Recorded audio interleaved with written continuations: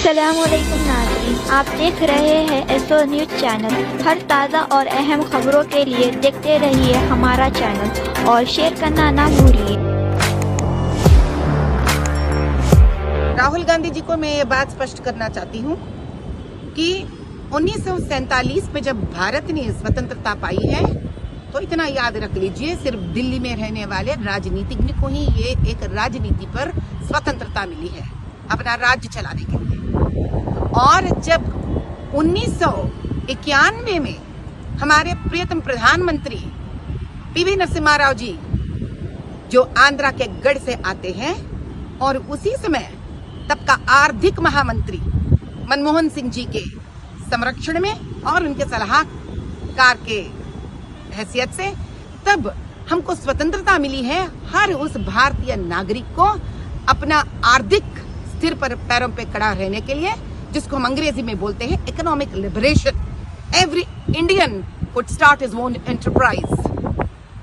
और इसी महान नेता पीवी नरसिम्हा राव जी को आपने दुत्कारा है, मर्यादा नहीं किया आपने उनका। और जब हमने खो बैठे थे अपने मनमोहन जी को, तब भी आपने उनका मर्यादा यानी आपका सम्मान नहीं किया आपने उनका। और उसी प्रकार 2024 में यही कहना था हमारे प्रियतम भागवत जी का कि हमारे प्रधानमंत्री का नेतृत्व में प्रियतम नरेंद्र मोदी जी का हर भारतीय नागरिक को अपना ही संस्कारों का, अपना ही सनातन का, अपने ही मंदिरों में कदम रखकर अपना पूजा पाठ करने का स्वतंत्रता मिली है। इसीलिए उन्होंने कहा है सही स्वतंत्रता 2024 को जब राम मंदिर बनी तो मिली है। इसको समझने के लिए आपको सबसे पहले समझना पड़ेगा कॉन्स्टिट्यूशन क्या है, संविधान क्या है, वो क्या कहता है। कभी याद है आपको आपके बुजुर्गों ने धर्मनिरपेक्षता यानी सेक्युलर का वर्ड शब्द लगाती हैं इसी संविधान में।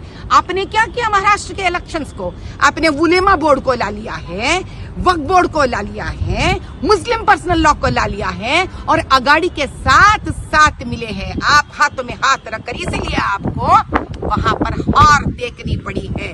डरे हैं आपको कहीं इसी प्रकार का नौबत आपको दिल्ली में ना आए। राहुल जी एक बात समझिए, जब एक उंगली किसी और के तरफ जाती है तो 3 उंगली आप ही के तरफ आते हैं। आप आरएसएस पर जिस दोष लगा रहे हैं, आपने क्या किया है जब आपने इसी उलेमा बोर्ड के साथ मिले थे? करोड़ों रुपया लिए थे आप उन लोगों से अपनी कैंडिडेट्स के स्पॉन्सरशिप के लिए। पहले आप भारतीय बनने की कोशिश कीजिए, संविधान को समझने की कोशिश करिए, फिर बाद में समझ में आएगा राम मंदिर क्या है और एक भारतीय को स्वतंत्रता मिलना क्या है।